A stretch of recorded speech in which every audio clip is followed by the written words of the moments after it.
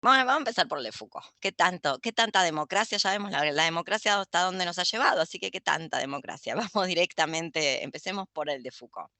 Les voy a decir lo que a mí más me interesa. Por supuesto, todo el debate Chomsky-Foucault es interesantísimo, sobre todo espero que lo hayan visto. Lo más interesante es verle las caras a Foucault, hay que decirlo. Cómo se le va trastornando el rostro a medida que avanza el debate, que Foucault dice, ¿qué hago con este esperpento que tengo acá adelante? ¿Qué hago? ¿Lo muerdo? ¿Sigo debatiendo? Y bueno, es muy interesante ver la cara, pero hay dos cuestiones que a mí me parecen fundamentales. Por supuesto, vamos a verlo todo, pero dos cuestiones que espero que hayan podido recabar del debate Chomsky-Foucault. Una tiene que ver con la apelación a la vida.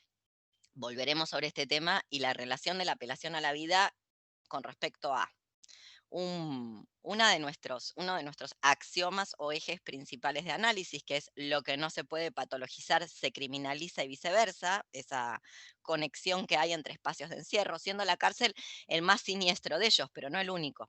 La cárcel y pondría al mismo nivel lo que se suele denominar el loquero. Por un lado eso, la apelación a la vida con respecto a los derechos humanos y la creación de los derechos humanos, y la otra es la apelación a la vida y su relación a lo que suele conocerse como el futurismo reproductivo del señor Lee Edelman, que lo van a encontrar en un libro que se llama No al futuro. No tiene nada que ver con la lucha anticarcelaria, pero sí con la negatividad de las teorías queer.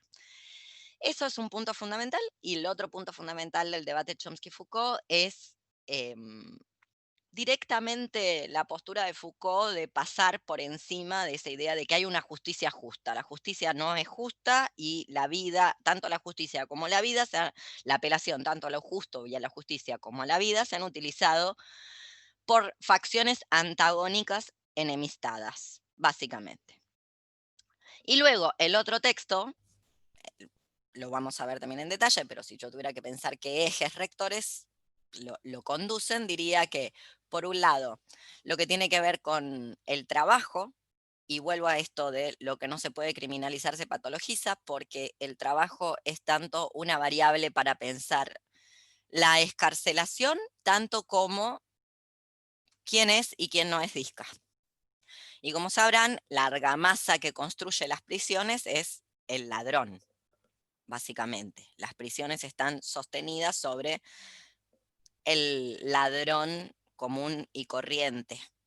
Bien, entonces decía, el otro texto, el de mientras haya un elemento criminal estará hecho de él, me parece que uno de los ejes rectores que lo conecta con este tiene que ver con el trabajo, quienes no quieren, quienes se niegan, quienes no pueden realizar esa labor tal cual está pensada en el capitalismo, que ya sabemos que es tortura, por eso se llama trabajo, que deriva del latín tripalium, siempre lo digo, que es un método de tortura que los romanos tenían para justamente esclavos. Porque a los ladrones, que eso es lo que supuestamente le pasó a quien sea que hayan colgado en esa cruz y luego han creado el mito de Jesucito, básicamente lo crucificaron. La crucifixión era lo que se usaba para los ladrones. Entonces, por un lado, esa apelación a quienes rompen el contrato social y por ende delinquen, digámoslo así, y también la relación con o la división, lo que podríamos empezar a pensar como una división, una secesión entre la lucha obrera y la lucha anticarcelaria, que en algún momento estuvieron unidas, de ahí Hola, también deriva, sí, hola, hola disculpen Joaquín. la tardanza, ¿cómo No, están todos? ya empezamos, así que muteate, está saliendo en un video. Chau, chau. Ah, le escrachamos en el curso anticarcelario, le escrachamos a Joaco que llegó 5 minutos tarde. Escrachade. No, igual no salís, no salís, solo quedó tu voz ahí diciendo hola, de la nada, así tipo un pop-up, Siempre, apareció la voz. siempre oportuno. Siempre, siempre. Bueno, pero ayer me pasaron tantas cosas malas que hoy estoy dispuesta a que llegue, entrego todo, hoy voy a entregar todo, pueden hacer lo que quieran de mí porque estoy muy con la guardia baja, estoy muy mal, así que no, no, ningún ojito, pero pueden llegar, hagan lo que quieran, no voy a pelear, no estudiaron, no me importa, llegan tarde, no me importa, ya está. Me culiaron de parado ayer con la cerradura, me encerré afuera, soy un imbécil, así que ya pueden hacer de mí lo que quieran. Bueno, bien, la vida entonces decía que es lo que más me interesa del debate Chomsky-Foucault, o uno de los ejes que más me interesan del debate Chomsky-Foucault, porque justamente la vida, va a decir Foucault, es un indicador epistemológico, no es un dato dado, sino un indicador epistemológico, una suerte de clasificador, va a decir él, de clasificador y de diferenciador de los efectos sobre las personas, o sea, sobre quienes lo usan. Por eso decía, me parece que la apelación a la vida la podemos relacionar en relación a la tanatopolítica y los momentos porque ya se habrán dado cuenta que estamos en un espacio de encierro, ya se habrán dado cuenta, ¿no? O sea, mal que mal, es un espacio ya lo era. Y a todo esto, y antes de olvidarme, de todas maneras lo voy a repetir más adelante, pero recuerden que conviene revisar un texto que se llama, hay un video mío y hay un texto en la internet que se llama Más allá del bien y del mal. No, ¿cómo se llama? Más allá de la amnistía, ahí está, me vino a la mente, Más allá de la amnistía, que trabaja sobre los espacios de encierro. Es un fanzine clásico sobre espacios de encierro a cielo abierto. Y hay un video mío que se llama Más allá de la amnistía, espacios de encierro a cielo abierto, justamente, para relacionarlo. Entonces, la apelación a la vida en relación al triage, acuérdense de si entran, desactivar el audio, porque ya bastante con que lleguen tarde.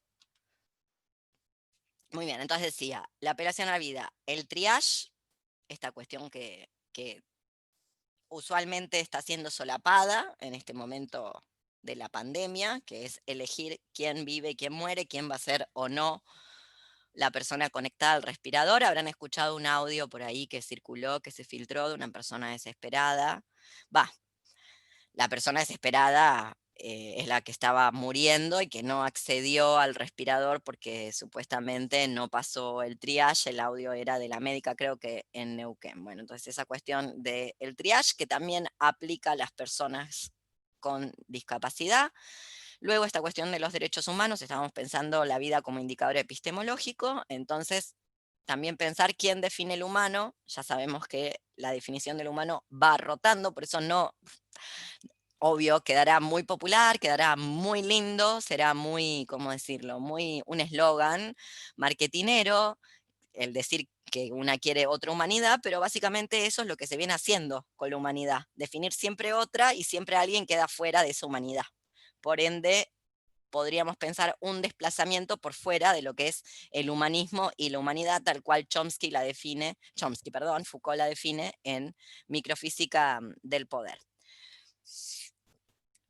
Luego me parece que hay una cosa muy interesante del debate, que para mí es lateral con respecto a estos ejes, tanto vida como justicia, que me parece que son los principales, pero que no deja de ser muy interesante, que tiene que ver con un principio metodológico que Foucault propone, que en estos tiempos donde la frase lo personal es político sirve para vender bombachas, por ejemplo, o cualquier cosa que ustedes quieran vender, me parece que acá Foucault, que no tiene nada que ver con la creación de ese eslogan, no obstante, nos da una suerte de metodología que nos puede servir en todos los ámbitos para que una seleccione qué lucha o cómo quiere luchar.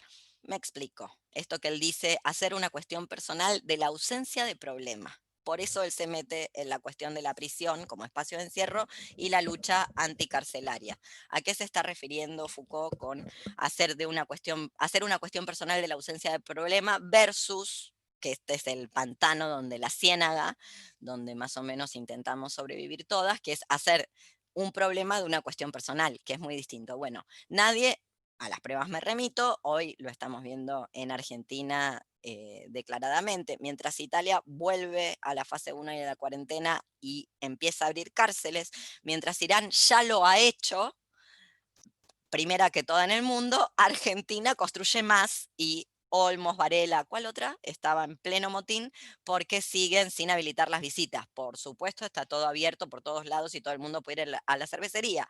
Eso ya lo sabemos. Esto lo vuelvo a decir por lo mismo que me repito y me repito una y otra vez citando a los Tikkun, que son expertos en gestionar la crisis. Por ende, como son expertos en gestionar la crisis tiene que ser generada. Por ende, hay cosas que ya no van a volver, mientras otras vuelven más rimbombantes que nunca. Doy un ejemplo, las calles del centro de la ciudad de Buenos Aires, algunas calles del centro de la ciudad de Buenos Aires están, bueno, se usan en determinadas fechas para poner mesitas, o sea, se cortó al tránsito, se podrían haber cortado el tránsito para que pasen los transeúntes, hubiera sido genial, pero no, las cortaron ahora para que haya mesitas de bar, pero las visitas a las cárceles no han vuelto, como tampoco han vuelto, mientras está todo liberado en las zonas turísticas y gentrificadas de la ciudad de Buenos Aires, tampoco volvieron los artesanos y las artesanas, la gente que tira feria, básicamente que tira el paño. Comprendería que eso no estuviera liberado si no estuviera todo lo otro liberado, pero todo lo otro está liberado y aprovecharon como quien no quiere la cosa, como para decir, bueno, que esto termine acá, muere acá.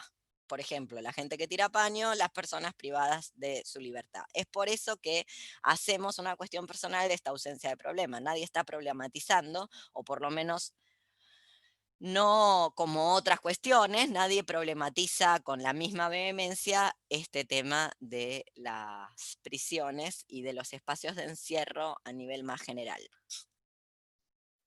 Yo creo, una de mis hipótesis tiene que ver con el otro texto que, que vamos a ver ahora, que tiene que ver con esta división entre presos y trabajadores que no siempre ha existido, que no siempre estuvo ahí, justamente por algo que, que ya hemos visto con los TICUN, con preliminares a toda lucha anticarcelaria, que una vida dentro de los parámetros de la legalidad es imposible, incluso más si una quiere modificar algo, eventualmente sabe que puede meterse en algún tipo de cuestión o problemática rayana con la tipificación penal. Por ejemplo, lo sabe, ¿no? Si una manifestación, por ejemplo, hay que dejar de creer que hay manifestaciones, pese a que está garantizada en la Constitución, que eh, donde una no sea considerada una criminal. Incluso diría, siguiendo a Tikkun, este sistema no se puede sostener si no es por la fuerza de sus armas. Básicamente así se sostiene. Antes de seguir con Foucault, y dado que estamos hablando de esto, quería leerles ya un clásico a esta altura. Lo voy a pasar al rioplatense, porque la traducción que yo tengo de este texto del Comité Invisible, que lo firma el gobierno, así está firmado, son 10 reglas para el gran juego de la guerra civil, me parece que tiene todo que ver, lo paso al rioplatense porque las tengo medio en español ibérico, y que tienen que ver con tanto lo que vamos a ver en Foucault como en el otro texto y que está relacionado con todo esto. Regla número 1. Hasta nueva orden, todos sus derechos quedan suspendidos. Obvio. Por ejemplo, en Argentina todavía no hubo paritarias, por ejemplo, que es un derecho, hasta donde yo tengo entendido, constitucional. Me parece que no van a volver. Me da la sensación que es como la gente que tira paño. Me parece que mientras las calles de San Telmo están cortadas al tránsito, lo cual me parece muy bien, no me parece muy bien que estén cortadas al tránsito para que la gente pueda ir a tomarse una cerveza, la gente que tira paño a saber de qué está viviendo. ¿Quién sabe? Bueno, entonces, regla número 1, esta nueva orden, todos sus derechos quedan suspendidos. Naturalmente, es conveniente que conserven por algún tiempo la ilusión de que aún disfrutan de alguno de ellos. Sobre esta cuestión de la exclusión como productora de ficción de la inclusión, retengan este punto. Por lo que hace a nosotros, recuerden que esto está firmado por el gobierno, no los violaremos a los derechos de uno en uno, y más que de uno en uno y caso por caso. Regla número 2, sean consideradas. No hablen más de leyes, de la Constitución, ni de todas esas elucubraciones de otra época. Desde hace tiempo, como lo habrán notado, hemos colado leyes que nos ponen por encima de las leyes, así como por lo demás de esta supuesta constitución. Regla número 3. Ustedes son débiles, están aisladas, aturdidas, engañadas. Nosotros somos numerosos, estamos organizados, somos fuertes y lúcidos. Algunos dicen que somos una mafia. Es falso, somos la mafia, la que ha derrotado a todas las otras. Solo nosotros estamos en condiciones de protegerles del caos del mundo. Es por eso que nos gusta tanto inocularles el sentimiento de su debilidad, de su inseguridad, ya que es proporcional a la rentabilidad de nuestros chanchullos. Regla número 4. Para ustedes el juego consistirá en huir, o al menos en intentarlo. Obvio, esto es la frase de Deleuze. No se trata de temer o de esperar, sino de huir y en el camino tomar un arma, que perfectamente puede ser una conceptualización, como siempre les dije, citando a la Angela Davis. em, ya estar contra la prisión es la propuesta. Digo, no hace falta tener más. Igual una tiene más, pero ya con eso alcanza. O sea, decir, esto es intolerable, inadmisible. Punto. Eso es una propuesta. No hace falta tener aún más, pero igual una tiene. Pero bueno, como para relacionarlo. Huir significa superar su estado de dependencia. Lo cierto es que por ahora, y esto tiene todo que ver, cualquier parecido con la realidad empírica no es pura coincidencia, este texto es previo a la pandemia, obviamente, pero bueno, lo cierto es que por ahora dependen de nosotros en todos los aspectos de su vida. Comen lo que nosotros producimos, respiran lo que nosotros contaminamos y el menor resfriado los pone a nuestra merced. Y sobre todo, no pueden nada contra el poder de nuestra policía, a quien hemos conferido toda la libertad, tanto de acción como de apreciación. Regla número 5. No lograrán huir solas. Por lo tanto, para comenzar, precisarán constituir las solidaridades necesarias. Para complicar el juego, hemos liquidado toda forma de sociabilidad autónoma. No hemos dejado subsistir más que el trabajo, la sociabilidad bajo control. Y yo a esto le agregaría, y lo volvieron molecular. O sea que estamos siendo grabadas permanentemente en nuestros trabajos, grabadas, monitoreadas. Y bueno, y cuando quieran nos cortan la internet y también nos dejan sin trabajo y sin la posibilidad de comunicarnos con nadie. Ayer cuando me encerré afuera de mi casa me di cuenta que del barrio solo había 2 personas que yo podía ir a tocarle el timbre y una no pensé que no estaba en el barrio, así que caminé hasta otro barrio a buscar otra llave, a 3 barrios del mío, caminando. Bueno, acá está. ¿Qué te pasa si no tenés internet? No sabes dónde vive la gente, no te sabes los números de teléfono, no sabes nada, básicamente. Se tratará para ustedes entonces de escapar del trabajo mediante el robo, la amistad, el sabotaje y la autoorganización. Una precisión. Hemos convertido en crimen cualquier forma de huida. Regla número 6. No hemos cesado de repetirlo. Los criminales son nuestros enemigos. Por eso deben entender en primer lugar lo siguiente, que nuestros enemigos son todos criminales. En tanto que fugitivos potenciales, cada uno de ustedes es también un criminal en potencia. Por eso decía lo que estaba diciendo antes. O sea, ya no existe una vida donde una no sea considerada por las fuerzas de la ley y del orden un criminal en potencia y por ende hay una política preventiva de esa criminalidad. La prisión tiene que ver con esto, es el telón de fondo que construye, como ya hemos visto, la ciudadanía. Sin ese telón de fondo llamado prisión no hay ciudadanía, no existe esta ficción de la buena o el buen ciudadane de la metrópolis imperial. Entonces, dice, a una precisión, hemos convertido en robot, bueno, eso ya lo leí, en tanto que fugitivos potenciales, cada uno de ustedes es también un criminal en potencia. Por eso es conveniente que conservemos la lista de los números a los que han llamado de sus teléfonos, que sus celulares nos permitan localizarles en todo momento y que gracias a su tarjeta de crédito podamos conocer todos sus hábitos. Regla número 7. Nuestro pequeño juego, aquellos que salen de su aislamiento se denominan criminales. En cuanto a aquellos que tuviesen la osadía de cuestionar este estatuto, los llamaremos terroristas. A veces este nombre cambia, esto es muy europeo. Acá te pueden decir narco o tratante, que es otra de las formas, o bueno, mezclar narco, tratante, terrorista. ¿Por qué no? Eventualmente van a llegar hasta ahí. Estos últimos, los que osan, los que tienen la osadía de cuestionar o poner en entredicho el régimen y que son considerados terroristas, estos últimos pueden ser abatidos en cualquier momento. Regla número 8, somos muy conscientes de que la vida en las filas de nuestra sociedad contiene tanta alegría como un trayecto, voy a utilizar acá la metáfora de Buenos Aires, en un tren del conurbano bonaerense o al conurbano bonaerense. Piensen en, para quienes conocen Buenos Aires, el tren Roca en hora pico, o el Sarmiento que es el tren fantasma, vos te subís no sabes si te morís, porque si no te descarrila, te mata el COVID, te mata la policía, algo siempre pasa en el Sarmiento, que es como tierra de nadie, el triángulo de las Bermudas. Bueno, Entonces, somos muy conscientes que la vida en las filas de nuestra sociedad contiene tanta alegría como un trayecto en el tren de cercanías, que el capitalismo no ha producido hasta hoy en materia de riquezas más que una universal desolación, que nuestro orden carcomido no tiene más argumentos que las armas que lo protegen. Pero ¿qué quieren? Es así.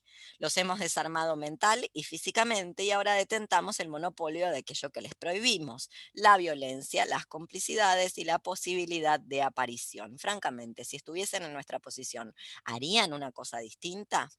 Regla número 9. Conocerán la prisión. Regla número 10. No hay más reglas, todos los golpes están permitidos y esto lo firma el gobierno, que es básicamente el comité invisible, un chiste del comité invisible, el gran juego de la guerra civil. Y que yo lo leía en relación, voy a correr la cortina porque me estoy quedando sin luz, yo lo leía en relación a esta cuestión de hacer una cuestión personal de la ausencia de problema, que no está problematizado o está escasamente problematizado en nuestra sociedad actual, la prisión. La prisión, que solamente aparece, como ustedes ya saben, bajo la subjetividad caritas. Ya me explayaré sobre ello cuando llegue al otro texto, pero no podía dejar de nombrar algo con lo que me encontré los otros días, que es algo así como sanar, un proyecto que se llama Sanar la prisión, que está inventado por, no sé, la amiga fachogre de los fachogres. No retengo los nombres de toda esta gente porque es mejor olvidarlos, pero la prisión solamente es abordada desde ese lugar, como sanar la prisión. No se puede sanar la prisión, lo único que se puede hacer con la prisión es abolirla. No sirve para nada, lo sabe todo el mundo, lo sabe Zaffaroni. O sea, mira quién lo sabe. Bien, entonces, esto yo lo proponía como una metodología. Cuando ustedes se encuentren un poco perdidas, que no sepan para dónde encarar, me parece que esto que está diciendo Foucault de hacer una cuestión personal de la ausencia de problema es muchísimo mejor en términos del incremento de la potencia. Ya habrán visto que Foucault cita al señor Spinoza, es mucho mejor que hacer un problema de una cuestión personal, que es a lo que se ha dedicado el feminismo punitivo, que ha logrado lo que ha logrado hasta el día de la fecha, pero que nunca se expresa ni se enuncia acerca de lo que pasa en los espacios de encierro, sean loqueros, sean prisiones, con las mujeres, las disidencias, las diversidades, las personas trans privadas de su libertad, que son un montón, básicamente, porque ¿de qué trabaja una, excepto que sea puntera política, si una es trans en la Argentina, si no es mediante algún ilegalismo? Haya o no ley de cupo, que eso ya sabemos cómo funciona, ya lo hemos visto. Bien, entonces, ¿cuál es para Foucault eh, la tarea? Una de las tareas tiene que ver con cuestionar la racionalidad occidental que depende de la renuncia al cuerpo o que empieza a construirse a partir de la renuncia al cuerpo. Ya no las artes, me estoy yendo un poquito de tema del texto, pero después vuelvo como para engrosarlo, para hacerlo más gordito, más jugoso, más rico.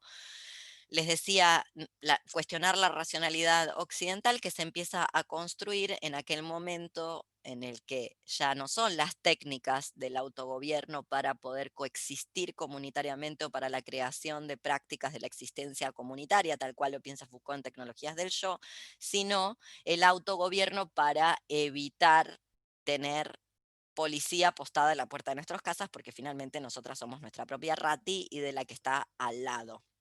Ya hemos visto ejemplos por doquier de todo esto. En ese cuestionamiento de la racionalidad occidental, porque él va a decir, cuestionar los instrumentos de la violencia en este sistema. Y además cuestionar la racionalidad occidental y por ende cuestionar la prisión y su sistema de castigos. Nada de sanarla, porque finalmente si nos atenemos a lo que ya vimos con Angela Davis, la prisión es el resultado de una reforma, una reforma con fines humanitarios. Entonces, como siempre les digo, no hace falta hacer todos los años la revolución rusa para saber que los bolcheviques finalmente te traicionan y te matan todo un soviet, 30.000 personas en Kronstadt y se acabó. Y después dicen que sos contrarrevolucionario y ya está. Bueno, esto es lo mismo. No sigamos sanando la prisión, porque la prisión básicamente se suponía, se pensó, ha sido creada como la sanación del sistema de castigos inquisitorial y bueno, acá están los resultados. Luego de, no sé, 150 años, 200 años, ya vemos lo que ha hecho la prisión. Obviamente, Foucault, que no está del lado merch del bien de la vida, bueno, hace un parate acerca de cómo el poder político se ejerce a partir de esta idea del bien, que si decimos bien, decimos escuela, decimos educación, decimos justicia, y obviamente para Foucault todo eso hace parte de la racionalidad occidental que hay que cuestionar. Y no solamente eso, porque el poder político que va a decir Foucault, ¿qué le dice a Chomsky? Que ese poder político también se ejerce en formas mediadas institucionalmente que son independientes o que son en apariencia independientes. Y acá hay otro dato metodológico. Hay que desconfiar de lo que tiene la palabra independiente, sea una feria, sea una editorial, sea un portal de difusión de noticias. Voy a dar un ejemplo de un festival de cine que en general hace buenas películas, pero que tiene el nombre de independiente para mostrarles esta idea de la independencia, que me parece una idea vintage, como la de la justicia, algo que ya no tiene filo, que no sirve para cortar lo que tenemos que cortar en este momento.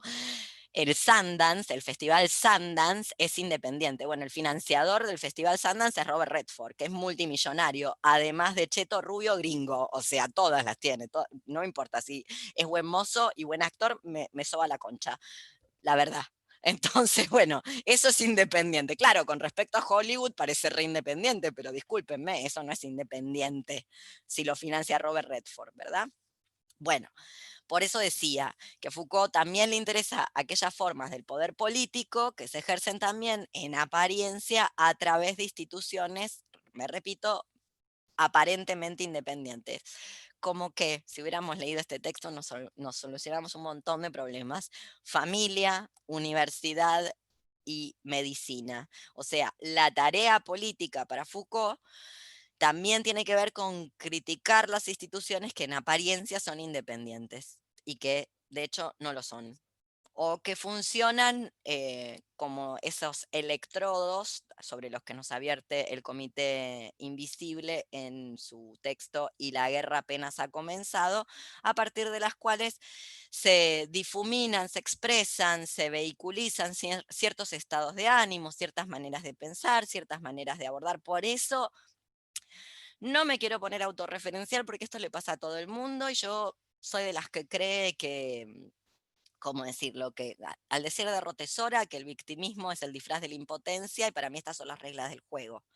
No obstante que, que en un momento donde lo único que una puede hacer o prácticamente lo único que una puede hacer, sobre todo si una es inmunosuprimida como yo, es expresarse a través de las redes sociales, que no te anden las redes sociales y que no te ande el Internet y que las redes sociales sean manejadas por un algoritmo, es como un gobierno paralelo que no es de acá, porque es de Estados Unidos, no es de acá. Digo, para quienes se preguntan por una nueva definición de colonialidad y colonialismo, bueno, esta es una, por ejemplo, o de colonialidad, como una disposición norteamericana sobre Instagram repercute en una persona que está en este territorio llamado Argentina y que hace que no puede utilizar sus redes sociales. Entonces ya vemos como eso que en apariencia es completamente independiente, también hace parte del funcionamiento político y es otra de las maneras en las que la censura y la persecución política se ejerce sin decirlo,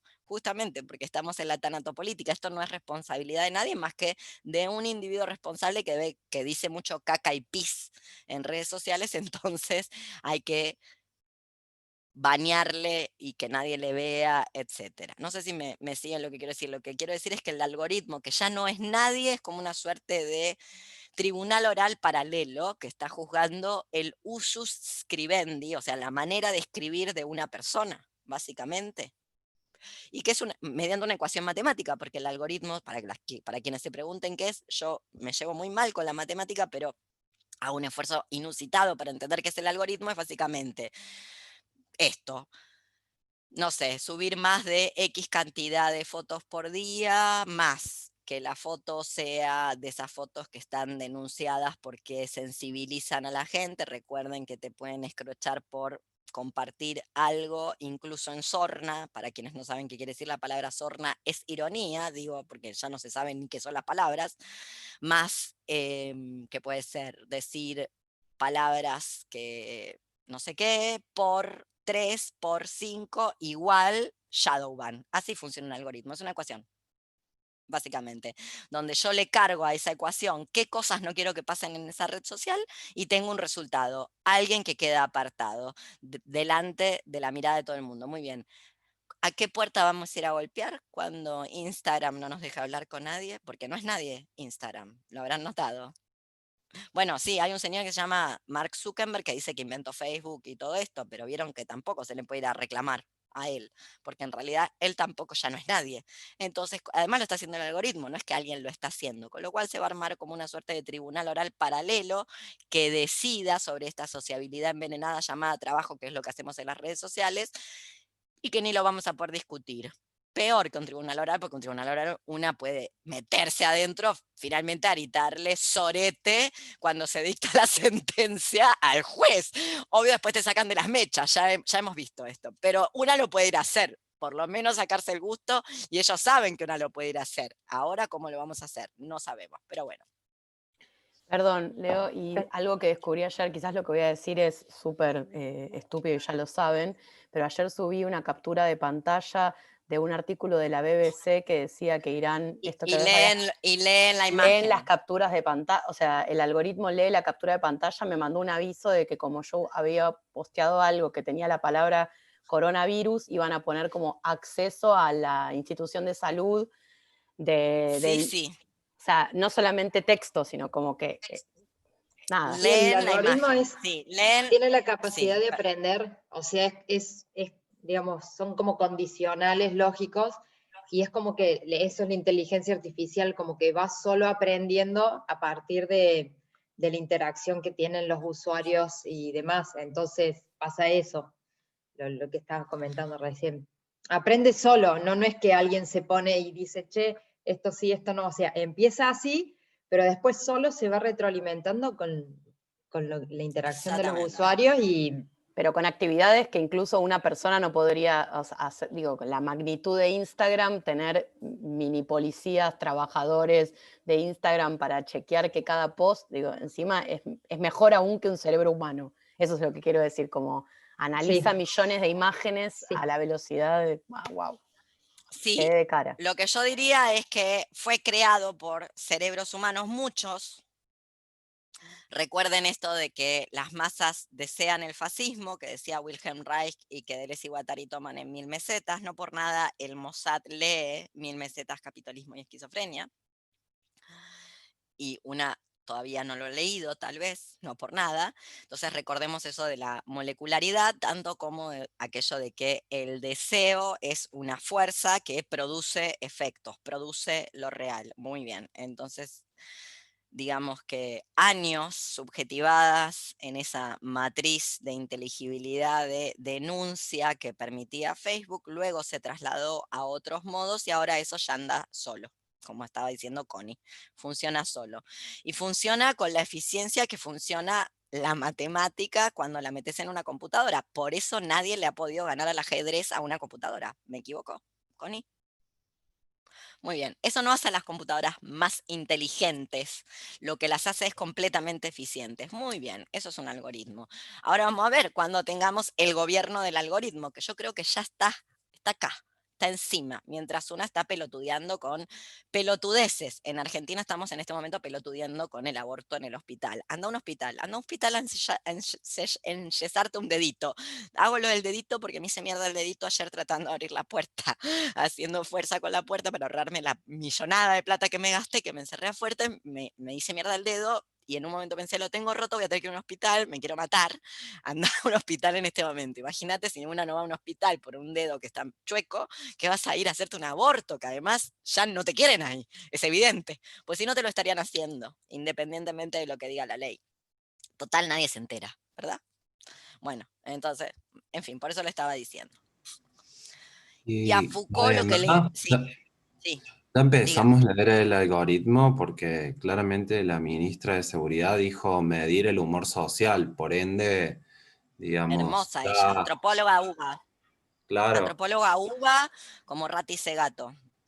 claro, ¿Qué y estaba pidiendo la no, señora? La otra señora sin supuestamente fue nombre. como un poco inconsciente lo que dijo, porque después se retractó, dijo que no era así, que era como poner más policías, básicamente. Eh, pero dijo medir el humor social. Y básicamente, o Medir sea, el humor social. Sí. y ahora con Medir esto de que va a haber un organismo que mida lo verdadero o falso de una noticia, puede Me llegar a tener encanta, impacto en lo me otro, encanta. digamos, en lo individual como personas, porque si vos escribís algo y después eso te lo toma como falso, digamos, podría ser, o sea, reterritorializar otra censura, digamos. Así es. Y cómo esto Efectivamente. también tiene que ver con Sí, lo de la ley sobre la ley, ese punto que leíste, que decía cómo exactamente. hacemos leyes por sobre las leyes, digo, la supuesta libertad de expresión y todo eso, cómo queda Eso no por ellos existe. mismos tapados, por eso, a eso voy. Eso nunca existió. Es mentira. Son todas esas galimatías siglo XIX, principios del XX, que jamás existieron, pero que la gente cree en ellas, como cree en la vacuna del coronavirus, como cree que el coronavirus no deja secuelas, como cree en los Reyes Magos y como cree que desde una familia se puede, familia, siempre lo diré, del latín famulus, conjunto de esclavos. Desde ahí no se puede precipitar ningún devenir. Sea diverse, tengas tres sadres, 4 sadres, o lo que quieras. O sea, hayas nacido posthumane, lo que más te guste. No es imposible precipitar un devenir desde un orden mayoritario, desde un orden hegemónico, básicamente, pero justamente lo que estaba diciendo Valentina, o sea, esas galimatías, esas elucubraciones, siglo XIX, principios del XX, las que la gente sigue creyendo, a saber por qué, en vez de dejar de sostenerlas con la creencia, que también ayuda un montón a que las cosas existan. Bien, entonces, a Foucault lo que le parece que me parece que lo que le interesa en esta idea de desenmascarar la violencia política y poner en entredicho la racionalidad occidental, que incluye, entre otras cosas, por ejemplo, la prisión o un cuestionamiento a estas formas de parentesco llamadas familias que construimos en Occidente o en las zonas occidentalizadas, también me parece que tiene un punto con respecto a esto que estábamos diciendo, cuando habla de la dominación como, no como expresión política, él va a decir de la explotación económica, que eso es lo que cree el marxismo, que es la explotación, sino como la condición que hace posible esa explotación. Básicamente, sin dominación no habría explotación. Por eso Foucault se une a la órbita donde hay otros pensadores, entre ellos, por ejemplo, Bakunin, que fue aquel que descubrió el problema de la dominación en el debate de la primera internacional contra Marx, donde él sale a decir, si llenamos el parlamento, o sea, si tomamos el poder y llenamos el parlamento, la casa de gobierno de proletarios, igual se van a convertir en clase política. O sea, descubre la ciencia de los dispositivos sin saber que la descubre Bakunin, hay que decirlo. Eso es básicamente decir que el dispositivo parlamento, el dispositivo clase política, te convierte en una clase en sí y para sí. ¿Quieren un ejemplo? Miren la Ofelia, lo que le está pasando. Yo no sé si está completamente desdoblada, psicótica, y le tengo que pasar el turno o el teléfono de alguna persona profesional con perspectiva de género que conozca, o si es una chanta más, porque el nivel de desdoblamiento que tiene, nadie lo tiene, nadie que no esté en el Borda o en el Moyano, que son los neuropsiquiátricos de la ciudad de Buenos Aires. Quiero decir, como si ya nos dimos cuenta que están reprimiendo todas las tomas de tierra de este país. Las hace el gobierno el gobierno del cual vos formas parte porque es tu partido. O sea, un disparate. Como ya nos mostró Lilita Carrió, que era un disparate la política clásica. Quienes no habitan el territorio argentino, les pido por favor vayan a buscar a Lilita Carrió, que es lo mejor que tiene la política argentina, porque es la que muestra lo que la política clásica partidaria es, un disparate. Así. Un carnaval, un corso, un circo, o sea, ella es la demostración de todo eso. ¿Esto es ilegal decirlo, Nicole? ¿Vos qué sabes de leyes? Mejor no, ¿no? ¿Nada de esto? No, sí, porque es política ella. Es verdad. Es figura pública, ¿no? Como es figura pública, tampoco estoy diciendo la política, no ella, entonces puedo decirle. Igual a Lilita le encanta, si se tira al piso con un choripán a sacarse fotos, hacerse meme sola. O sea, básicamente Lilita nos tomó el tiempo y nos demuestra, las que sabemos ver, que la política, eso, que es una interlocutora válida, una persona, no es chiste lo que estoy contando, una persona que forma parte, durante años formó parte del Parlamento argentino, se hizo una foto comiendo un choripán al lado de un coche y la subió a las redes sociales y se viralizó y se hizo meme, como para que veamos que no hay nada serio ahí. Ya no hay ni que ponerlo en entredicho, ya se puso en entredicho, sola, a sí misma se puso la política clásica en entredicho. Pero bueno, este aporte que nos brinda Foucault, este recordatorio acerca de la dominación como la condición que permite la explotación y no la expresión de la explotación económica. Es decir, sin la dominación política no podría haber explotación económica, nos tiene que dar la pauta de lo que está pasando en estos momentos. Esta es la cola de Moreno que vino a saludar, porque ya saben que si no está acá un ratito, él no es feliz. Bueno, y que también nos sirve para otro índice metodológico que tira acá Foucault, frase que me habrán escuchado muchas veces decir, que el poder se reconstituye tras un aparente proceso revolucionario, es doblemente insidioso o más difícil de esclarecer. O sea, una vez que hubo un aparente proceso revolucionario, luego ese poder se reconduce y es mucho más difícil de oponérsele, de rebatirlo, en fin. Me interesa, si lo vieron, si lograron verlo, la cita de Spinoza, porque tiene que ver con cómo funciona el deseo, esto que decía de los deseos como productores de realidades, cosa que el heterocapitalismo ya se ha dado cuenta, pero bueno, una no. O las personas que nos deberíamos dar cuenta no se han dado cuenta, que es en mi edición del texto de la naturaleza humana, justicia contra el poder, en mi edición es la página 91, para quienes tengan otra edición, porque la mía no es la edición del librito, sino la edición de las estrategias del poder, que son como artículos, una compilación de artículos de Foucault, es la pregunta o la intervención que sigue a la pregunta. Nunca la vamos a encontrar porque en realidad ya están peleándose. Pero Chomsky dijo algo así como, sí, pero la lucha usted seguramente cree que su papel es justo, le dice. Chomsky le dice, vuelve a esto de la justicia.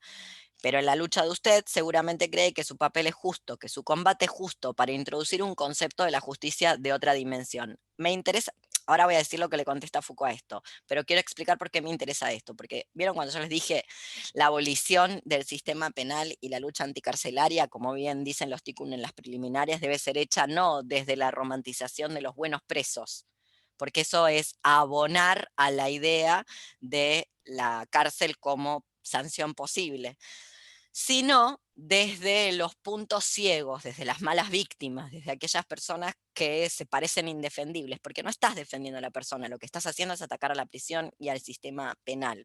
Por eso digo, esto nos va a permitir trasladar la cuestión de la justicia a la cuestión del poder. Finalmente, Foucault es el gran heredero del filósofo del poder, que es Nietzsche. O sea, si uno se quiere enterar de cómo funciona el poder, tiene que leer a Nietzsche y a Foucault. Para trasladarlo de la justicia, ¿por qué? Porque parecería ser que la justicia es una terminología, bueno, de hecho lo es una suerte de idealización o variable ideal, y por ende es un ideal, como todos los ideales, es un ideal regulatorio, es decir, regula lo que es perfectible, por decirlo de algún modo. Entonces es como si hubiera una justicia más justa que la actual, cuando esto tiene que ver con relación de fuerzas y con una cuestión, bueno, y quien dice relación de fuerzas dice el poder. Entonces Chomsky le dice, su lucha usted la considera justa, por eso la emprende. Entonces Foucault, muy inteligente, le contesta a Chomsky, me gustaría simplemente responder a su primera afirmación, le dice Foucault. Usted dijo que si no considerase que la lucha que emprendo contra la policía fuese justa, no la haría. Le responderé sirviéndome de Spinoza. Ya ven, Spinoza sirve para todo. Spinoza y es la ética, no el Tractatus, el que está acá citando Foucault. Le responderé sirviéndome de Spinoza. Le diré que el proletariado no luchaba. En Argentina no lucha más. El proletariado no sé dónde está. Entre que no hay y que está la CGT, el proletariado te lo debo. Pero bueno, que lo encuentren por ahí quienes creen en él. Le responderé sirviéndome de Spinoza. Le diré que el proletariado no lucha contra la clase dirigente porque considere que esta batalla es justa. El proletariado se enfrenta a la clase dirigente porque, dice Foucault, por primera vez en la historia quiere tomar el poder. Y en la medida en que quiere derrocar el poder de la clase dirigente, considera esta guerra justa, que es básicamente una manera de aplicar Spinoza a la cuestión de la toma del poder. ¿Qué es lo que va a decir Spinoza? Spinoza va a decir que no deseamos algo porque lo juzgamos justo o lo juzgamos bueno, eso es lo que dice Spinoza. No deseamos algo porque lo juzgamos bueno, sino que lo juzgamos bueno porque lo deseamos. Al revés. ¿Quién le da su halo de bueno? El deseo. Yo deseo, por ende considero que mi deseo es bueno, que aquello que deseo es bueno. ¿Se entiende? Bueno, ahí estamos, en ese pantano. Es un pantano, porque no tiene que ver con lo bueno y lo malo. Por ende, no hay una justicia con perspectiva de género y por ende, como espero haber podido probar, por ejemplo, con el caso de la derogación de la figura de infanticidio, en tanto exista justicia en lo penal, aunque esa tipificación sea moralmente denostable, porque es finalmente misógina, solo juzgaba a ni siquiera los úteros gestantes, solo a las mujeres, con pauperio, ¿cómo se dice? No me sale. La cosa esa que te agarra después de que parís. Eso. En fin, ¿se acuerdan lo de la figura de infanticidio? Que podías asesinar a tu bebé luego de los 8 meses y tener, que se derogó en Argentina, y que se derogó porque obviamente no es universal, solamente se aplicaba a las mujeres y por ende misoginia. Pero bueno, eso era mejor que homicidio calificado, agravado por vínculo con premeditación y alevosía, que es lo que se comió Tejerina. Si hubiera sido juzgada en 1993 bajo la figura de infanticidio, así todo misógina como era, nunca hubiera ido presa porque era escarcelable y ella no tenía antecedentes y le hubieran mandado, no sé, al psicólogo, básicamente. O sea, era genial. ¿Se entiende? Entonces, mientras exista las tipificaciones, el tribunal oral, la justicia, lo penal y la prisión, la verdad, no conviene pensar en más justicia, porque hasta en una de esas te pegas el tiro en la concha, como pasó con esta tipificación penal, que sí era injusta en términos de no era universal, pero te beneficiabas un poquito porque casi que te daban menos condena que intentar abortar si asesinabas al bebé recién parido, cosa que perfectamente puede pasar y ha pasado y sigue pasando por un tendal de motivos, y cito, por ejemplo, este no es el caso de un bebé, sino de una medea, lo que yo suelo denominar un aborto retrospectivo. Es una metáfora, por supuesto, no tiene que ver con la real realidad, sino con un uso metafórico, y estoy citando a la señora Angela Davis en Mujeres, Raza y Clase. Si no me equivoco, es el capítulo 1, donde ella cuenta la historia de una mujer esclavizada, una mujer afrodescendiente esclavizada que asesina a su hija para que no sea esclava ella también, y que intenta suicidarse y no lo logra porque es capturada antes y pide que se la asesinen, pide que la manden a la horca para no tener que volver a ser esclava. Entonces ahí también lo tenemos. Bueno, ¿se Perdón, entiende esta cuestión? Sí, me sí, quedé Ángela, pensando. decime. Además, hablar en términos como de justo o no justo sería como seguir pensando en esa racionalidad, o sea, occidental, que pretende como cierta universalidad, como, no sé, que sea validado intersubjetivamente, como sería como lo mismo. Total.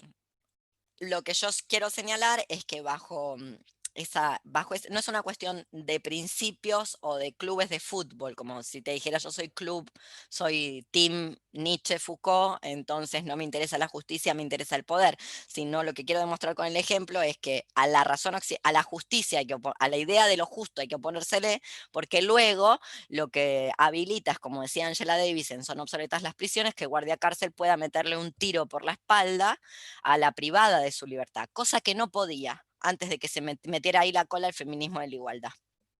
cuando metió el feminismo en la igualdad y la cola, muy bien. Luego, por la justicia, por la equidad, por los valores nobles, apelando a esos valores nobles de la justicia, pasó lo que pasó. Que ahora los guardiacárceles también pueden matar por la espalda a una persona que está huyendo, o sea, matar sin flagrancia a una persona privada de su libertad, en una cárcel de mujeres, cosa que antes no lo podía hacer. Eso es lo que dice Angela Davis, mediante ese lobby. Entonces, como vos bien decís, no pone en entredicho la racionalidad occidental y puede producir algunos efectos desconcertantes. Por eso la frase, finalmente, hice las remeras, como nadie me la hizo, me las hago yo y me las puse a vender. El bien vehiculiza las peores catástrofes. Acá tenés el ejemplo. El que estamos, de lo que vos estabas diciendo, el ejemplo es este, justamente. Entonces, lo que está planteando Foucault es que, luego lo dice, lo voy a leer, que la guerra contra el poder no es justa en tanto es deseable, que no es lo mismo que sea justo. Es deseable en tanto no queda otra, incluso, ¿no? Tiene un texto al respecto de por qué, un texto que se llama, es una pregunta, ¿es inútil sublevarse? Justamente porque tiene que ver, esa lucha contra el poder tiene que ver con que ya no se puede más. Pero bueno, acá, como bien dijo Vicente Luis, ya pedimos, ¿qué pedimos? Ya pedimos justicia, ¿qué pediremos luego? ¿Perdón? Ya pedimos, dice, ya pedimos justicia, ya pedimos que no se rían de nosotros, ¿qué pediremos? Lo próximo, ¿perdón? Bueno, sí, acá vamos a pedir perdón. Vamos a pedir perdón, ya pedimos que no nos maten, ya pedimos que sea justo, luego pediremos perdón por lo que no hemos hecho, básicamente. Y leo el fragmento este de Foucault, donde Foucault piensa la guerra contra el poder no en términos de justicia, sino en términos de deseo, y bueno, y muestra cómo el deseo produce, como bien dice Spinoza, ese efecto de justicia. Dice así, en la página 92 de mi edición, cuando el proletariado tome el poder, de hecho lo tomó, por lo menos en Rusia lo tomó, duró lo que un pedo en una canasta, pero no importa, cuando el proletariado tome el poder es muy posible que ejerza respecto a las clases sobre las que acaba de triunfar un poder violento, dictatorial e incluso sangriento. No veo qué objeción se le puede hacer a esto. Inteligentísimo. Básicamente lo que pasó. No dejaron a nadie vivo. Tomaron el Palacio de Invierno, hicieron cagar a toda la familia de los zares, que tiene una extensa parentela de príncipes, principitas y todo eso, los hicieron cagar a todos, básicamente. Bueno, acá estamos en fuerza dolo. Yo quiero decir que tenemos que apoyar a Esmeralda Mitre, porque a mí me gustan las payasas. Entonces, si vamos a apoyar a la gente de esa clase social que no es la nuestra, apoyemos la Esmeralda, que según entiendo también está teniendo problemas con la familia, porque la gente de guita siempre tiene problemas por guita, básicamente. Y esta gente tiene mucha guita porque se la robó toda matando indígenas. ¿Nos entendemos? Bien. Entonces, vamos a apoyar la Esmeralda, que también está teniendo problemas con sus hermanos, así puede volver al cantando, que el rating se fue al piso y que el cantando sin ella, sin Karina Jelinek, no vale nada. Así puede volver, porque la mandó a guardar el abogado porque hacía mucho la ridícula y la iban a pasar por encima con una pericia psiquiátrica. Entonces dijo, guárdate en tu casa, empecé a subir fotos de tus viajes internacionales con toda esa gente famosa que conociste. Bueno, pues ya que estamos, ¿no? Se están apoyando chetas latifundistas multimillonarias, bueno, apoyemos la Esmeralda, que por lo menos nos hace reír a todas, nos da un poco de alegría con su absurdo, ¿no? ¿Por qué no? Y no se toma en serio, ya sabe que es una payasa. Y bueno, entonces nos divertimos todas, pero en fin. Entonces, la idea de justicia, nos va a decir Foucault en este texto, y con esto terminamos y pasamos al otro, la idea de justicia es un invento y fue puesta en práctica como construcción de poder político y económico, ya sea para someter a una población, ya sea por la población sometida para repeler los embates del poder. Y obviamente acá entra esto que dijimos de lo que no se puede criminalizar se patologiza, porque la definición de enfermedad y de locura, que se parece mucho a las tipificaciones penales, se han hecho para excluir en nuestra sociedad, como las tipificaciones penales, básicamente. Bueno, ¿algo de este texto antes de pasar al otro? Yo quería comentar, Dale, Dani. sí, pero igual o sea, en verdad solo es anecdótico. Está, hay como unas notas también que se pueden encontrar en internet, como comentarios de Chomsky, posterior, hacía 30 años posterior al debate, que son chistosos No lo porque pudo como, superar. No lo pudo sí, superar, se no, quedó. absolutamente. Y es como que no lo pudo superar y le pasó por al lado, como que decía como, nunca conocí a nadie tan amoral como Foucault o como cosas así, era como, en verdad nunca entendió Tan de qué estaba, divino, sí, se mojó la Chomsky, claro, era como que no cachó que le toda estaba dilatada. discutiendo. De- Mira, la verdad, tiene que agradecer Chomsky que le pasó eso en la vida. Que te pegue ese cachetazo que le pegó Foucault, tiene que decir gracias, tiene que pagar, digo. Tendría que haber dado plata, eso es un servicio lo que le hizo. Básicamente, se llama dominación, es un servicio, se lo hizo el maestro de los maestros y tiene que decir gracias. Yo hubiera escrito un libro autobiográfico diciendo esa experiencia, en vez de tratar de rebatirlo, muerto 30 años después cuando te pegó, nada. Si eso hubiera sido una pelea, se ganó por nocaut. Pero lo mejor, si hubiera sido una pelea de box, se ganó por nocaut, pero lo hizo caminar los 12 rounds. O sea, a veces pasa eso. A veces pasa que cuando alguien sabe que te odia mucho y te tiene ahí arriba, no te noquea en el primer round, te pasea todos los rounds que pueda y te remata en el último. Bueno, eso hizo Chomsky, eso lo hizo Foucault a Chomsky. Voy a prender un poquito la luz porque me estoy quedando sin luz y mientras piensen si hay alguna preguntita de este texto o si pasamos al otro.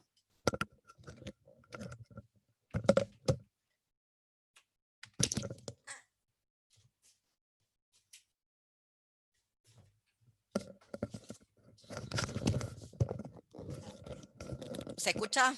Porque cada vez que toco esto a veces se desconecta y no sé qué historieta. Bueno, ¿vamos al otro o algo más de acá? ¿Se entendió por qué la justicia o pensar en términos de justicia no sirve para nada y todo lo que puede reterritorializar y cómo lo está pensando Foucault? Desde Spinoza y desde el deseo y desde esta cuestión de que en definitiva para Foucault la lucha contra el poder se encara porque se desea y en definitiva se desea porque no queda otra. O sea, por eso volví al poema de Louis. ¿Qué será lo siguiente que pidamos? ¿Perdón? O sea, bueno. ¿Alguna Habías otra cosa acá? hecho, sí, Sí. vos al inicio habías hecho un comentario sobre la relación entre vida y futurismo reproductivo. Hmm. Eh, El futurismo reproductivo es un concepto de un señor que se llama Lee Edelman, que es de los pocos autores que trabajan con categorías psicoanalíticas que valgan la pena, porque todo el libro que se llama No al futuro, hay traducción y se consigue online. Básicamente trabaja con el concepto de pulsión de vida, pulsión de muerte, para mostrar cómo en el horizonte político de la expectativa de este mundo siempre hay algo que él denomina le niñe, the child, la infancia, que no es nadie, pero que es a partir de quienes siempre se habla.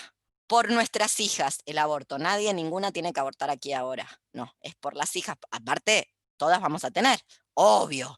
Vieron que parece ser, vi un meme, que si tenés hijes, tenés menos chances de cáncer de mama. Hermoso. Cerrame la 8 con un flam. Vegane el me flam. apareció como publicidad a mí, un horror. ¿Cómo no me hiciste una captura de eso? Te pido, porfa, esos momentos épicos de Instagram. Miren, chiques, si la maternidad fuera tan maravillosa, no necesitaría tanta publicidad y no habría colas de, en Argentina, 500 muertas al año con abortos mal hechos, en mal estado, si fuera tan maravillosa. Estas son las que se murieron, están todas las otras que corrieron el riesgo de cometer un crimen, porque finalmente se comete un crimen cuando aborta y se juega la libertad ahí. Entonces, si fuera tan maravillosa, número uno, no necesitaría publicidad en Instagram. O sea, la estaría shadowbaneando Instagram, de hecho, no estaría visibilizándolo. Y número dos, no habría 500 muertas al año y no sé cuántas jugándose la libertad en el acto. Es la comprobación empírica. Pero bueno, Encima, ustedes cuando se encuentran con eso me tienen que hacer captura y mandármela. Sí, Ángela. No, que suena muy falaz, porque siendo yo portadora de nódulos, constantemente, o sea, todo lo que es medicación hormonal o fluctuación hormonal puede alterar el crecimiento de los nódulos. Entonces, ni siquiera Total. como que, o sea, teniendo en cuenta que si una está preñada, tiene tanta mutación hormonal, no parece muy, muy veraz. Sí, igual eso que estás diciendo yo lo pondría en entredicho, no por un tema biológico, sino porque las únicas personas que no son, ¿cómo decirte?, esponsoreadas para la reproducción son aquellas que portan una condición, por aquello de que se la pegás a la cría. Igual no tengo ni idea cómo funciona esa cuestión de los nódulos. Yo sé que a las personas que tenemos Crohn no nos dicen, sí, vaya a reproducirse. Por el contrario, nos dicen, mejor no. Por un montón de cuestiones que entran bajo el paraguas o la égida del capacitismo. Pero sí tenés razón que es una universalización berreta, probablemente falaz, o muy probablemente falaz, y que por supuesto no se aplica en todos los casos. Tenés absoluta razón. Pero bueno, de todas maneras, lo que quería decir es esto. Si realmente fuera tan maravilloso, no tendría una publicidad en Instagram. Se hace tanto esfuerzo y se visibiliza tanto y tiene tanta repercusión justamente porque, bueno, a las pruebas me remito. En los lugares donde el acceso está restringido, personas uterogestantes que probablemente no estarían de acuerdo con cometer crímenes, se juegan la libertad en uno. Ahí lo tenés. Bueno, se ve que no es tan copado. Si no No es dirías, güey.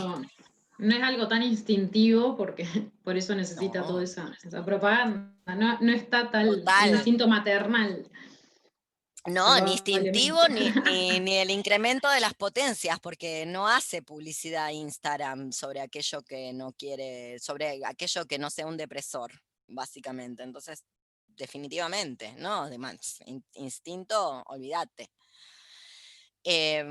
Quien quiera ahondar sobre este tema y cómo se construye la familia nuclear y la mujer doméstica, que es la mujer criadora y que reproduce, tiene que leer el capítulo número 1 de Mujeres, Raza y Clase de Angela Davis y Calibán y la Bruja de Silvia Federici. Le hacen todas las adendas, porque estos son Federici los años 70, no le tocó una coma desde los años 70, y Angela Davis es 1981, con lo cual tiene un olorcito medio rancio a hembra humana real y biológica, pero ustedes es un rasgo epocal, se lo conceden, lo leen, le hacen la adenda, y ahí van a encontrar cómo esto no solamente no era instintivo, sino que además es un producto político, que se aplicó discrecionalmente, porque las mujeres racializadas no gozaron de los beneficios de la mística de la feminidad y de la familia nuclear, porque siempre fueron, o porque su trabajo siempre carga y siempre porta con aquello de la esclavitud, básicamente.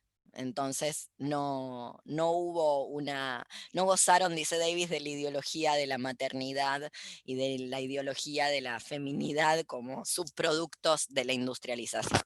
Bueno, sigamos. ¿Alguien quiere decir algo al respecto o vamos al texto de mientras haya un elemento criminal, estaré hecho de él? ¿Sigo? Muy bien. Buscaron a este señor, Eugene Debs. Si leen el libro de Angela Davis, lo van a encontrar. Eugene Debs era un sindicalista. Lo digo porque en Argentina se cree que esta frase, esto es una parte de una frase más extensa, le corresponde a Bakunin. Y no, a mí me interesa señalar que le corresponde a un sindicalista socialista para ver lo que ha quedado del sindicalismo y del socialismo, básicamente. ¿Cómo es la frase entera? La frase entera es: mientras haya una clase inferior, perteneceré a ella; mientras haya un elemento criminal, estaré hecho de él; mientras haya un alma en prisión, no seré libre. Ahora imagínense a algún sindicalista socialista diciendo una cosa por el estilo en el 2020. Imposible. Para quienes creen que el feminismo empezó ayer, Eugene Debs también formó parte de los círculos donde empezó algo que después dio horrendo, dio todo mal, todo feo, pis y caca, pero en su comienzo tuvo una razón de ser y estuvo metida hasta la señora Emma Goldman, que tenía que ver con un nombre apestoso, lo voy a decir como se decía en aquella época: planificación familiar, que cuando lo lees en entre líneas Luego derivó en la esterilización forzada de aquellas personas que se juzgó que no podían maternar. Por eso le decía a Ángela lo que le decía, etcétera. Pero la planificación familiar nace como un intento de control de la natalidad del propio cuerpo, o sea, el útero gestante, el cuerpo útero gestante, poder controlar su propia reproducción y su propia gestación. Así surge Eugene Debs, formó parte de eso. Con Margaret Sanger, de hecho, mientras Margaret Sanger, que después se reterritorializó lo que siempre fue una mujer blanca, rancia, horrenda, que negándole a otras el derecho a reproducirse que ella tenía, porque ella sabe quién se tiene que reproducir o no, que se parece bastante, vamos a decirlo, a creer que el aborto es, que la legalización del aborto beneficia a que se termine la pobreza, básicamente. Digo, si lees esa frase entre líneas, se parece un poquitito a Margaret Sanger diciendo, bueno, esterilicemos gente, úteros gestantes pobres. Pero en un primer momento, la realidad es que este señor estuvo metido en todo esto que, o sea, asesorando políticamente, le diríamos hoy, a un primer feminismo que trabajaba en, yo no le diría ya planificación familiar, sino denominándolo más en línea con Emma Goldman, el control sobre el control propio, autónomo sobre el cuerpo. Y obviamente sobre todos sus procesos, uno de ellos la gestación. Y también para mostrar cómo en algún momento, lo que siempre decimos, como en algún momento quienes trabajaban o quienes luchaban por la reivindicación de los derechos de los trabajadores o obtener derechos de los trabajadores, también estaban luchando y trabajando por los derechos de las personas privadas de su libertad. No las consideraban a las personas privadas de su libertad algo aparte de la dignidad obrera. Esta idea de la dignidad obrera que se empieza primero del trabajo como digno. Esto no era el siglo XIX, el principio del siglo XX. El trabajo como algo digno, cuando ya desde su nombre la etimología lo impide. Luego, la idea de, una vez creada esa dignidad del trabajo, la identidad del trabajador digno versus quienes no trabajan. Cuando, como bien dice el texto, la real realidad es que quienes ya sea no pueden, no quieren, no saben cómo o no logran insertarse en el trabajo dentro del capitalismo es gente inteligente, vamos a decirle, de algún modo. O sea, es lógico.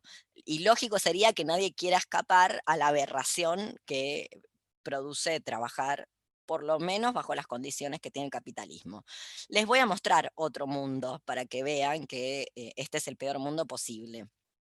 Un mundo que no tiene nada que ver con la racionalidad occidental, y esto lo van a poder encontrar en todos los antropólogos primitivistas. Yo creo que el ejemplo es de Zerzan, que se escribe con Z 2 veces, que es un anarco primitivista, pero tal vez no sea él, puede fallar, porque es algo, nada, es un dato. Las sociedades recolectoras cazadoras trabajaban alrededor de 25 horas semanales. ¿Cuánto trabajan ustedes por semana? Muy bien. Y ni les puedo explicar las que trabajamos online y que nos tenemos que hacer difusión, que también es un trabajo. Y luego atender el WhatsApp, la atención al cliente, porque yo no solo preparo la clase, no solamente hago el programa, preparo la clase, sino que también soy mi secretaria, soy mi asistente, soy mi community manager, hago varias labores al mismo tiempo. Entonces, como para demostrárselo que antes de la razón occidental, no, igual es imposible volver ahí, antes de que les agarre la nostalgia y querer ser cazadoras recolectoras o recolectoras cazadoras, no vamos a poder, ya no se puede, pero es importante señalarlo, que se trabajaba menos, lo cual, bueno, la verdad entiendo a los sindicalistas de principios del siglo XX y finales del XIX cuando no hacían esa división entre trabajadores y criminales, justamente por esto que estoy diciendo.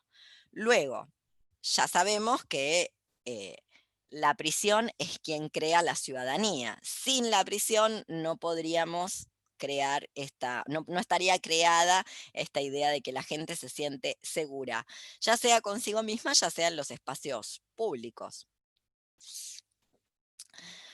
Y ahí es donde viene esta cuestión fachogre de cuando se piensa la prisión, se piensa, ya sea con la misma estructura subjetiva de Cáritas, asistir asistir a los que menos tienen, asistir a los damnificados, asistir a los que no pueden, asistir a alguna suerte de asistencialismo, de ayuda al prójimo, ¿no? Como, por eso también yo siempre les digo que puede ser que como religión el catolicismo esté perdiendo la pulseada. Por eso Bergoglio tira los anchos que tira al ruedo, los anchos, hace las estrategias y las operaciones políticas que hace.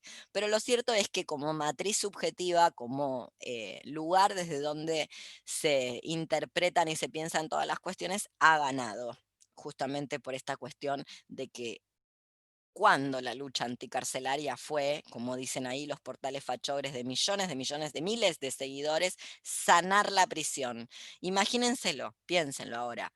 Sanar el loquero. ¿Funciona? No. Muy bien. ¿Y entonces por qué sanar la prisión si funciona y la gente lo dice sin ponerse colorada? Bueno, justamente, porque no lo saben, pero son cristianas. Entonces, Cáritas las está esperando. Tiene un lugar buenísimo el catolicismo para toda esa gente que quiere ayudar al prójimo sin que el prójimo deje nunca de ser una persona que no puede, porque de eso se trata. Nunca, no se te ocurra empoderarla. Eso no se hace, solo le ayudamos, así nos sentimos bien con nosotras mismas que somos buenas y ayudamos a gente que no lo es tanto o que no está pudiendo. Bien. Luego, esta cuestión de que la paz civil, además de que está construida a partir de la figura de la prisión y la ciudadanía, sobre quién se construye la prisión, que es lo que decíamos antes, que es usualmente sobre el preso que se romantiza. Pero hoy escuchaba, creo que es el Motín de Varela, escuchaba un muchacho que decía, acá los tenés, lo decía por los guardiacárceles que estaban tirando balas a mansalva, y hacía todo un análisis y una reflexión muy interesante al respecto de cómo nosotros estamos presos, decía él, y los verdaderos asesinos y los verdaderos ladrones no lo están. Y me acuerdo del verso de Bertolt Brecht, que es un ladrón comparado con un banco, ¿no? Bueno, ahora piensen que ustedes pueden estar en este momento varadas en México porque no ha vuelto todo el mundo. Yo tengo, no sé, un estudiante en Indonesia que le dijeron que se prepare para una larga estadía. No sé, creo que se va a quedar a vivir ahí. Muy bien, piensen que podrían estar ahí con una tarjeta de crédito y que no ha habido un decreto de necesidad de urgencia que diga que no se carga sobre tus compras de persona varada que no puede ser expatriada porque pandemia a nivel internacional, un 30% más un 35%. No entiendo bien por qué se cobran esos porcentajes sobre compras de gente que está varada, que tal vez fue al supermercado. Y que luego tampoco le permiten, ¿se entiende toda la operación financiera que hay por detrás? Que es una operación de control, básicamente, y de endeudamiento. Lo importante, como siempre, dentro de la tanatopolítica, es que no se note quién está, que no haya un responsable visible. Por eso decía que el modelo del algoritmo funciona perfecto con la tanatopolítica, porque es casi ¿cómo decirlo?, elevarlo a su idea molecular, a su ideal regulatorio molecular. Mientras nosotras nos vamos acomodando a lo intolerable, que es aquello a lo que no se acomodó mucha gente que está privada de la libertad. Básicamente, no se acomodó a lo intolerable o sobrecodificó sobre lo que es intolerable y produjo algo que en realidad no es una producción individual, es una producción social, y yo esto siempre lo voy a defender, porque si uno piensa que hay gente que nace soreta por naturaleza, lo único que queda hacer es cerrar todo y tirar napalm. Y bueno, eso no lo podemos hacer. Y luego porque también creo, como bien nos enseñó Artaud, que nadie se suicida solo y en definitiva, si nadie, que es básicamente otra manera de decir que nadie se vuelve loca sola, sino que hay un mundo que discapacita. Lo han dicho todas las teorías interesantes. Ejemplo, el modelo social de la discapacidad. Nadie es disca por naturaleza, lo cual me recuerda a la causal de aborto de inviabilidad fetal. Si es el medio social el que te discapacita, por ejemplo, yo ahora estoy más discapacitada que antes. El medio social me ha discapacitado. Yo no era tan dependiente como estoy siendo en este momento. ¿Y con qué tiene que ver eso? Y bueno, tiene que ver con el medio social, básicamente. En otro medio social no estaría en Noruega no estaría tan discapacitada como estoy en Buenos Aires. Y ahí entra lo del futurismo reproductivo. Lo importante es la infancia. La infancia, saber de quién, cuál, cómo, la de nadie. Porque la de Guernica parece que mucho no importó. Pero bueno, se está midiendo a las personas discapacitadas, hoy más discapacitadas que ayer, porque es el medio social pandémico de gente que no se sabe manejar, las que las discapacita aún más. Esas personas no importan, no son valederas. Lo que importa es esa figura de la cría, la infancia, que está a saber dónde, porque las que están aquí, aquí ahora en lo concreto tampoco importan mucho. Bien, entonces decía esto, mientras nosotras nos vamos acomodando a lo intolerable. Y básicamente lo que la prisión, o aquello que, la argamasa sobre la que se construye la prisión, es aquella persona que no toleró la propiedad privada, no la posesión. Por eso decía lo que decía el chistonto de la querida Esmeralda, porque ¿cuál es la lucha? Defender la propiedad privada de personas que tienen miles de hectáreas robadas a personas pertenecientes a grupos etnográficos que fueron asesinados en este territorio. Porque vamos a decir, una cosa, no existe el derecho a herencia y no existe el derecho natural. ¿Ok? Bien. Fin. Ya está. Lo dije. No existe el derecho a herencia. Tiene pocos textos buenos Marx. Ese es uno. Obviamente él lo escribía mientras Engels le pagaba con la herencia que sí había recibido. Pero bueno, un detalle, el texto está bien.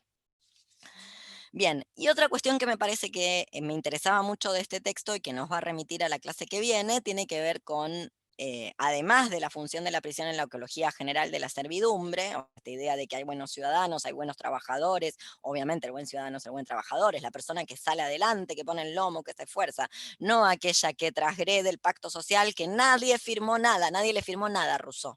O sea, ¿dónde está ese pacto social, ese contrato social? ¿Quién le firmó un contrato a su Rousseau? Nadie.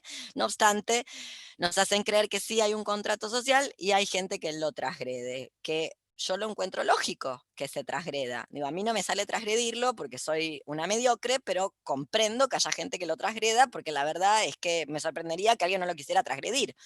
Por el contrario, me sorprende que seamos todas tan mediocres como yo, en última instancia.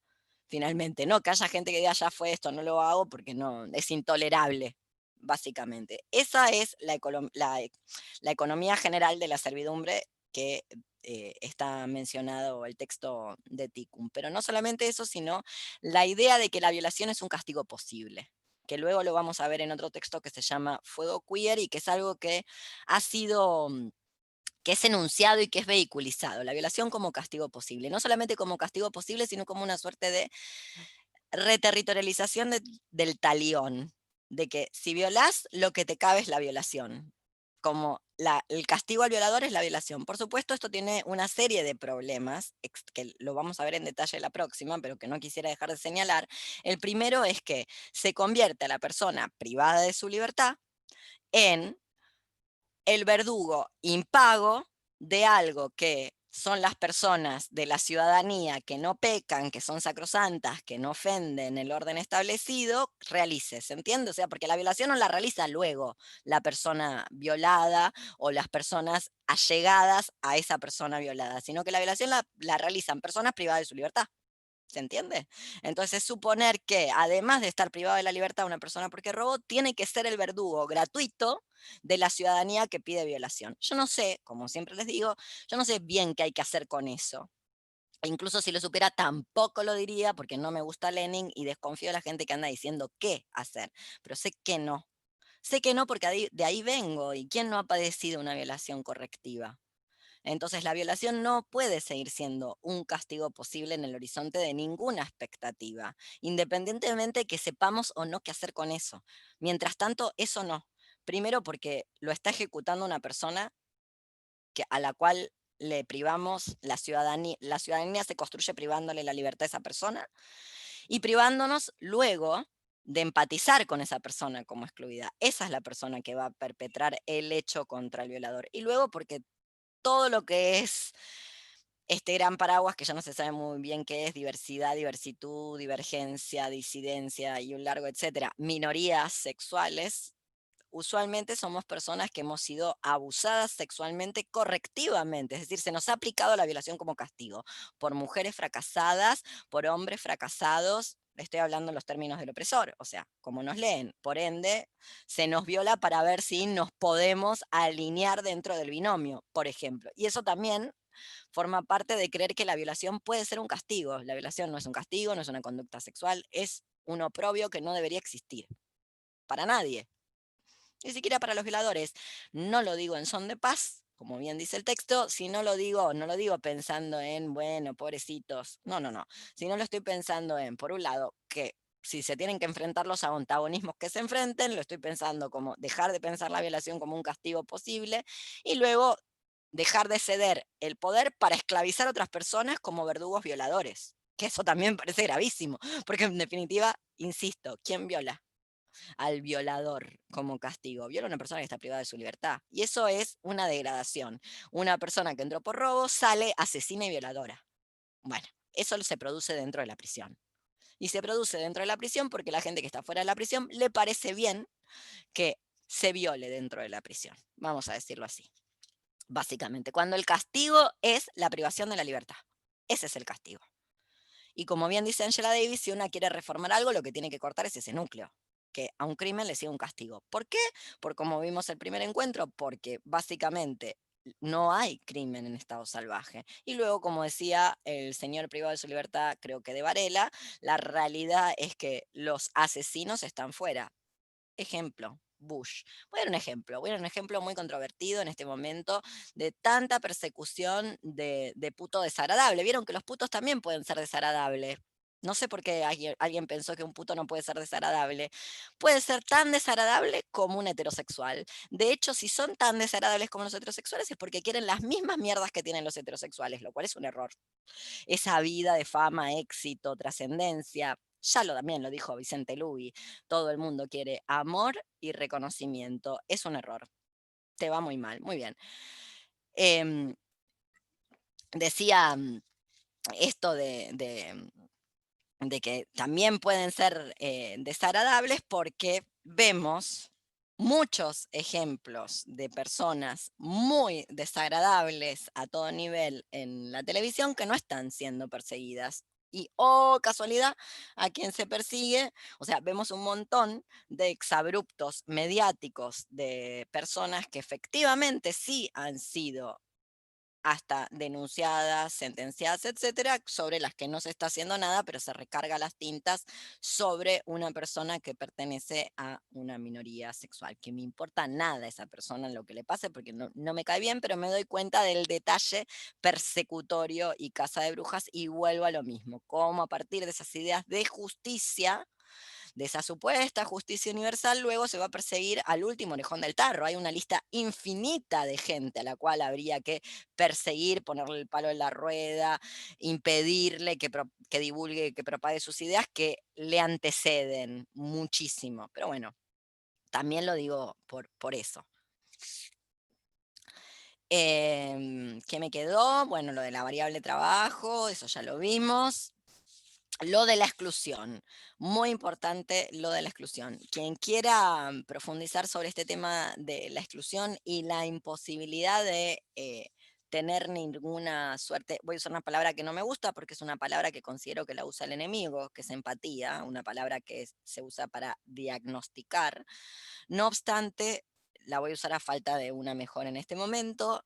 No podemos, parecería ser que la ciudadanía es construida, entre muchas otras cosas, como o mediante su incapacidad de sentir ningún tipo de deslizar de ningún tipo de afecto positivo o afirmativo sobre una persona excluida. Justamente porque todo el tiempo vuelve esta idea de la responsabilidad individual. Cuando, como ya dijimos, nadie se suicida sola.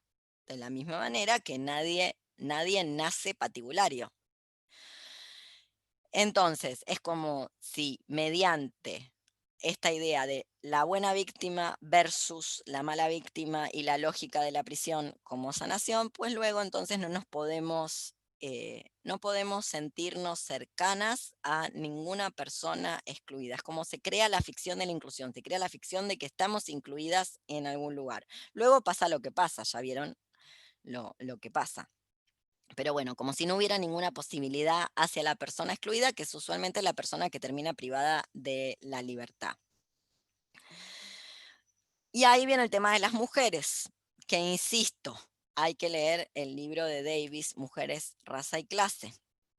Porque además de para incluir este tema de la racialización, porque cuando acontece que es una mujer la que delinque, es doblemente aberrante, porque la ideología de la maternidad y la feminidad, la cito a Davis en esta terminología, parecería ir contra la posibilidad de perpetrar ningún hecho. Por eso citaba el ejemplo de la mujer racializada y esclavizada que mata a su hija, intenta suicidarse, no lo logra para que ninguna de las dos sea esclava. Bueno, desde esa justicia universal, eso es un homicidio sin más. Bueno, y yo creo que eso es un acto de resistencia, por duro que sea de aceptarlo, básicamente. Además de que es el efecto de una opresión. Básicamente es el resultado de una opresión racial y económica y, bueno, de secuestrar gente, básicamente, de secuestrar gente de África y traerla para acá a trabajar en los campos de algodón. Bueno, nos quedan, ahora vamos a debatir, pero quería decirles que ya está, Caro, no grabes más, listo, final.